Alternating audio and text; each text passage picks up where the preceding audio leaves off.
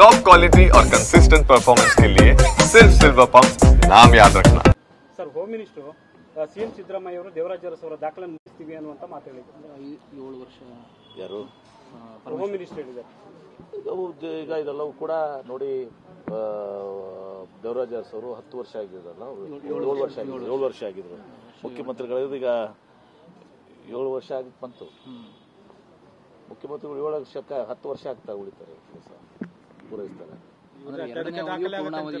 ಪೂರ್ಣಾವಧಿ ಅವರು ಯಾರು ಅವ್ರನ್ನ ಮಾಡಿಲ್ಲ. ಹೈಕಮಾಂಡ್ ಇವತ್ತೊಂದು ಸಹ ನಮ್ಮಲ್ಲಿ ಅಧಿಕೃತ ಹೈಕಮಾಂಡ್ ಏನ್ ಹೇಳ್ತದೆ ಅದು ಅಂತಿಮ.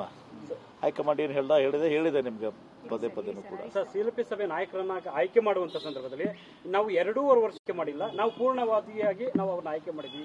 ನಾನು ಈ ಗೊಂದಲ ಸೃಷ್ಟಿ ಮಾಡಕ್ ಹೋಗಲ್ಲ. ನಮ್ಮಲ್ಲಿ ಪಕ್ಷ ಹೈಕಮಾಂಡ್ ಅಂತಿಮ.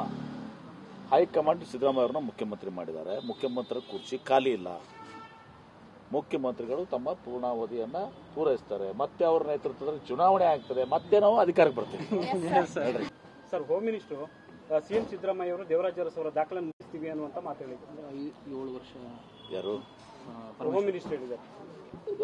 ಈಗ ಇದೆಲ್ಲವೂ ಕೂಡ ನೋಡಿ, ದೇವರಾಜ ಅರಸು ಅವರು 10 ವರ್ಷ ಆಗಿದ್ರಲ್ಲ, 7 ವರ್ಷ ಆಗಿದ್ರು ಮುಖ್ಯಮಂತ್ರಿಗಳು. ಈಗ 7 ವರ್ಷ ಆಗಿ ಬಂತು. ಮುಖ್ಯಮಂತ್ರಿಗಳು 7 ವರ್ಷಕ್ಕೆ 10 ವರ್ಷ ಆಗ್ತಾ ಉಳಿತಾರೆ, ಪೂರೈಸ್ತಾರೆ. ಪೂರ್ಣಾವಧಿ ಅವರು ಯಾರು ಅವ್ರನ್ನ ಮಾಡಿಲ್ಲ. ಹೈಕಮಾಂಡ್ ಇವತ್ತೊಂದು ಸಹ ನಮ್ಮಲ್ಲಿ ಅಧಿಕೃತ ಹೈಕಮಾಂಡ್ ಏನ್ ಹೇಳ್ತದೆ ಅದು ಅಂತಿಮ.